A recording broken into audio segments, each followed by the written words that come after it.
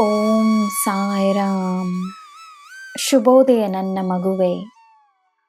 ನಿನಗೋಸ್ಕರವೇ ನನ್ನ ಯೋಜನೆ ಸಿದ್ಧವಾಗಿದೆ.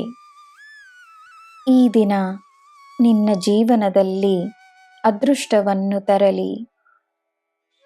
ನಿಂತು ಹೋಗಿರುವ ನಿನ್ನ ಕೆಲಸಗಳಾಗುತ್ತವೆ. ಯಶಸ್ಸು ನಿನ್ನದಾಗಿರುತ್ತದೆ.